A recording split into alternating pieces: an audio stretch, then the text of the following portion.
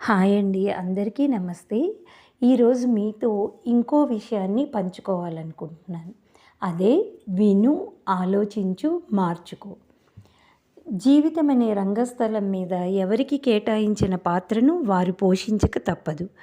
పాత్రను బట్టి ప్రవర్తన ఉంటుంది. కానీ ఆశ్చర్యం ఏమిటంటే ఈ ప్రపంచంలో ఏ ఇద్దరు మనుషుల ఆలోచనలు ఒకలా ఉండవు. స్వరూపాల్లాగే స్వభావాలు కూడా వేరుగానే ఉంటాయి.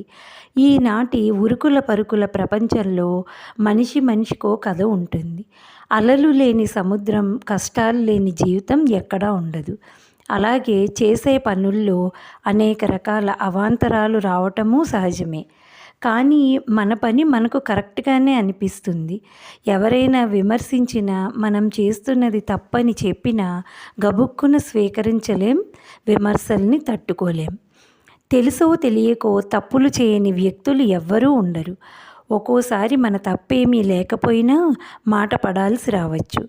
కానీ మనం గుర్తుంచుకోవాల్సింది ఏమిటంటే ప్రశంసల్ని ఎలాగైతే మనసారా స్వీకరించి ఆస్వాదిస్తామో విమర్శల్ని అలాగే సహృదయంతో స్వీకరించగలగాలి. స్వీయ లోపంబులెరుగుట పెద్ద విద్య అన్నారు పెద్దలు. మన తప్పులు, బలహీనతలు మనం తెలుసుకోగలగటం చాలా గొప్ప విషయం. అందుకు ఎదుటివారి అభిప్రాయాలు దోహదం చేస్తాయి.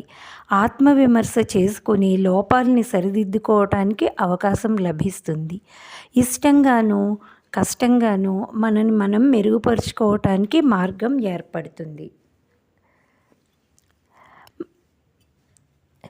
అన్నింటినీ చూసే కన్ను తనను తాను చూసుకోలేదు.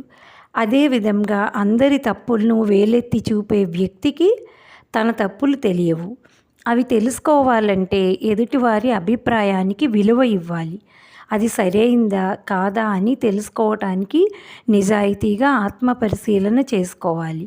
అప్పుడే వ్యక్తిత్వం వికసిస్తుంది. మంచి విమర్శను గుర్తించి స్వాగతించినట్లే స్వార్థంతోనో ఈర్ష్యతోనో చేసే విమర్శలను కూడా పసిగట్టగలగాలి. ఆత్మవిశ్వాసాన్ని దెబ్బతీసే అలాంటి విమర్శలకు దూరంగా ఉండాలి. సాధారణంగా మనిషి నైజం ఎలా ఉంటుందంటే ఎదుటివారిని విమర్శించటానికి ఎంతో ఉత్సాహం చూపిస్తారు. కానీ అదే తనదాకా వస్తే ఆవేశానికి లోనవుతాడు. అయితే విమర్శించే వాళ్ళైనా, విమర్శను స్వీకరించే వాళ్ళైనా గుర్తుంచుకోవాల్సిన విషయం ఒకటి ఉంటుంది. విమర్శ మెదడు మీద పనిచేయాలి, కానీ హృదయం మీద కాదు. ఆలోచింపచేయాలి, కానీ బాధ పెట్టకూడదు. ఆ ఆలోచన ఆత్మవిమర్శకు దారితీస్తుంది. దానివల్ల పంతానికి పోకుండా ఒక మెట్టు కిందకి దిగి అయినా తనను తాను సంస్కరించుకునే అవకాశం ఉంటుంది. పుట్టుకతోనే ఎవరూ మహానుభావులు కారు. ఒక్కో ఇటుగా పేర్చి ఇల్లు కట్టుకున్నట్లే ఒక్కో సద్గుణాన్ని అలవర్చుకుంటూ వ్యక్తిత్వాన్ని నిర్మించుకుంటాడు మనిషి. అందుకే విమర్శను ప్రతి విమర్శతో తిప్పికొట్టి విజయం సాధించామని విర్రవీగకుండా సద్విమర్శను సహృదయంతో స్వీకరించి లోపాలను అధిగమించినప్పుడే వ్యక్తిత్వం మరొక మెట్టు పైకి ఎదుగుతుంది. విమర్శకు సరైన సమాధానం మనల్ని మనం సరిదిద్దుకోవటమే.